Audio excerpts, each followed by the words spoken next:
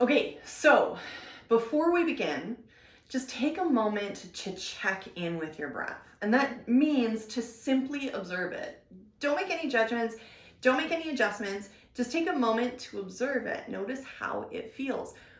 Where is it that you feel it the most today?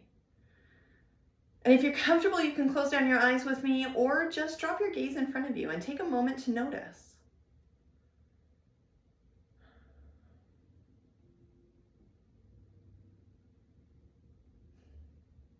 Okay, were you able to feel this 360 expansion where you would feel the breath around through the collarbones, down through the front of the chest, under your armpits, into your back, down into your belly, all of these places? Were you able to feel that, or did it feel a little bit restricted?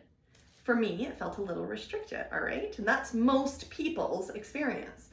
So let's take a moment and find a little bit of movement here. Now, what I didn't explain in the anatomy talk is that in between each level of ribs is going to be some muscle, all right? And this muscle is going to come across and span over this space here. It's called the intercostal muscle. So costal means rib in Latin. Inter means between, okay? So intercostal muscles. Now, these intercostal muscles are what are going to create that engagement of bringing those ribs together and allowing them to expand, okay? So what we want to do is we want to tell those intercostal muscles that they can release, they can create some space in between those ribs, allowing for more expansion of the breath, okay? Best way that I have found to do that is a really simple exercise. Take your thumb in between two sets of ribs, all right? Okay, so just between two sets of ribs here. And then as you exhale, you're going to come into a lateral flexion away from that thumb, give it a little bit of massage, and then as you inhale, coming back up. As you exhale, come into that lateral flexion. Maybe you're gonna move your thumb down another level, and then as you inhale, you come back up. All right, and you can just move or walk your way up and down your rib cage here. You might find an area that's pretty tender, that's really common. These are not muscles that we tend to talk to very much. And so give yourself a moment to explore in that space. Maybe you take a few breaths while you're in this lateral flexion.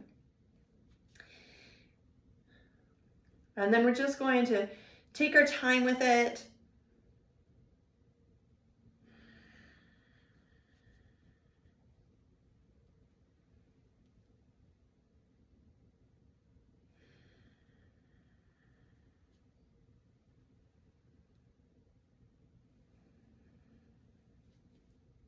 And then whenever you're ready,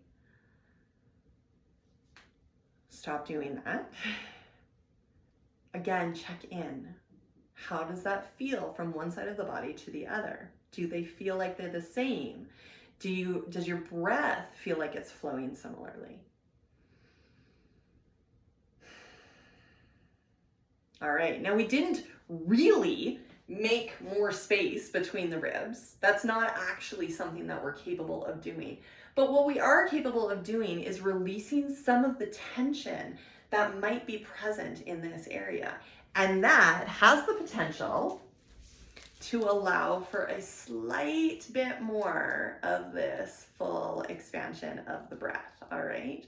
So allowing the breath, instead of staying high in the chest where we're going to go into that sympathetic flight-fight response, maybe we're able to bring the breath a little bit more down inferiorly, down into the lower ribs, and actually utilize that diaphragm the way that it was actually structured to be used, allowing for the lungs to expand all the way down here, and then exhale, allowing it to lift appropriately. All right, so play with that. Notice if you can feel a little bit of a change in your own breath, and then maybe you can tell someone that you know about it.